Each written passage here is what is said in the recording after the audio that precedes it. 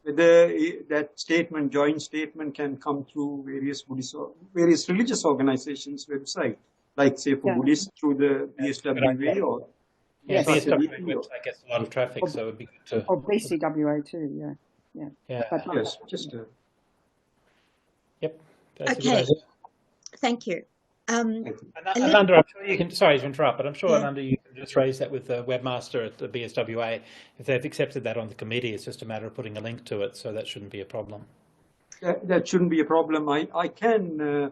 I don't know whether Sandra Henville is on this, whether she's a participant in this webinar. I'm not sure. Otherwise, I can alert Sandra. Sandra is the chairperson of the spiritual education group. Yes. Bhante, so and she's also on our. We've got a Sakyadhita Western Australia group. yes, So she's part of that and does our posters, and just really fabulous. So we're going to be having a panel discussion at Nollamurra on not this Friday, I think 2 weeks' time. 2 weeks' time. oh yes, Sandra said yes. Sandra told me that yes. Yeah, I might see you there. And might see you there. Yeah. Okay, thank you. Linda has put a statement on the chat, which I assume she would like me to read as she's hiding there, Linda. She says, the Uluru statement is such a beautiful invitation to walk together, offered in a spirit of generosity and respect. The dialogue has now become so toxic and disrespectful. My feeling is that the referendum never really stood a chance. It seems that hateful views are now empowered, and I fear that the situation for Indigenous people will be much worse than before. As Buddhists, how can we respond? Well, I'll take that. Venerable Sujato, yeah. Okay, so first thing is, like, let's just look at the wording that you've used there. And I think that this is something which is really characteristic of how, and I kind of hesitate to use the word, but how we would tend to talk about things. The Uluru statement is such a beautiful invitation to walk together, offered in a spirit of generosity and respect. That's fine. The dialogue has now become so powerful. Maybe it's just because, it has now become so toxic. Maybe it's because I've just been teaching the passive voice construction in Pali that I'm sensitive to this. But you see how you shifted to a passive voice there to say, oh, the dialogue has become toxic. The dialogue hasn't become toxic. The people who are opposing the voice have made the dialogue toxic. So let's be sort of clear that it isn't just sort of a situation that, oh, this is a divisive issue, right? What's happened is that some people have decided to use the issue to create division. That's what's happening.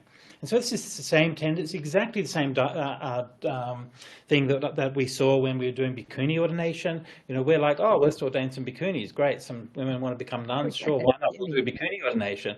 And then people are saying, why are you doing this divisive thing? While they were doing all of these kinds of divisive things, right? Mm. So be clear-minded and clear-headed about what actually is going on. And there is a difference in the character and the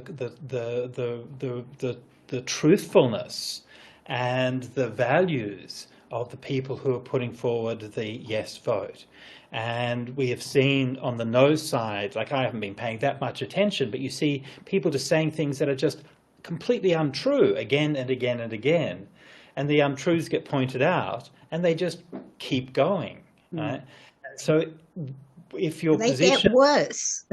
Right? If your position depends on all of these untruths, then there's something wrong with it. Why aren't you speaking on behalf of the truth? So we should, to my mind, we shouldn't really be worried too much about what polls say or what polls don't say. Polls are sometimes right, they're sometimes wrong, and polls are only expressing probabilities. They're not oracles of the future. Okay, a poll that says there's 60% of one way or the other is merely saying that what that's saying is that if you ran it 10 times, 4 times the referendum would say yes and 6 times it would say no. It's not saying that it can't be yes, right? So don't worry too much about what the polls say. What matters is that we make the right choice. And if we stick to what is meaningful and true and real for ourselves, and what for us is our highest value, and our values of compassion and wisdom and understanding, then that's all that we can expect to do. We can't control the outcomes of things, and we shouldn't be able to control the outcomes of things either, right? It's good that we live in a democracy where people can make decisions and even make bad decisions. It's happened before and it will happen again. Yeah? So we just try to do the best that we can. And as Scylla has put on the chat, it's still possible that the Australian people will vote yes. So let's wait and see, Chokyi. Yeah, I just want to add to that to respond to Linda, because what I'm reminded of is the media likes controversy. And Sure. so where there's controversy, that gets more airplay. And so while we might have a perspective that therefore, you know, the no vote has all the media, that's why it has the media, because they can present controversy. I mean, once you say this is a very simple statement, there's not much to talk about, really. It's a simple statement. And so if we look back historically, if we look back at the Mabo decision, at Wick, at land rights before that proceeding, nobody lost land. You know, nobody was moved out of their house, and so the fear mongering that goes around that, I would say, don't get caught up, don't get sucked in by that. It's made to make us feel it's a sense of instability. And comes back, doesn't it, to the Buddha's teachings on impermanence, first teaching, last teaching. Everything is subject to change.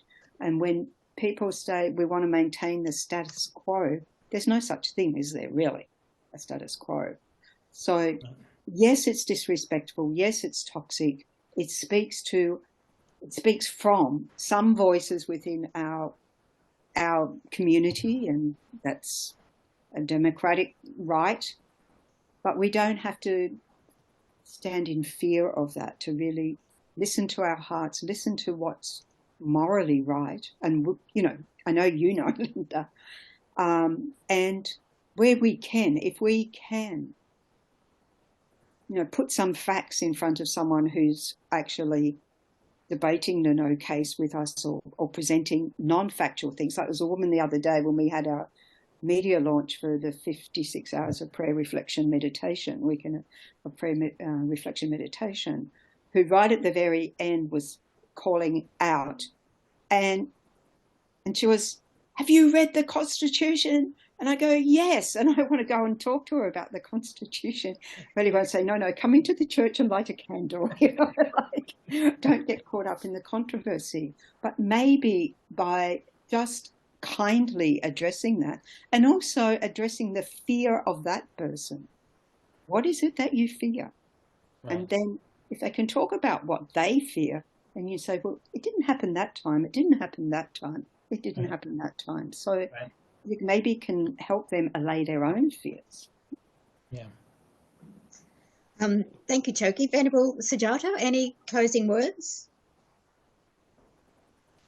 No, I think honestly, you know, when you bring it back to brass tacks, it's actually something that's very simple and very boring.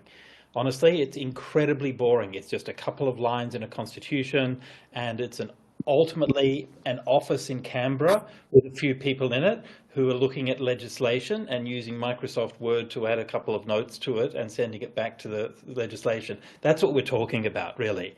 And we're getting all of this kind of thing for something which, at the end of the day, is very simple and very straightforward. There are hundreds of advisory bodies in Canberra at the moment. Everybody gets an advisory body. You get one, the meat industry has one, the mining industry has one, everyone has an advisory body.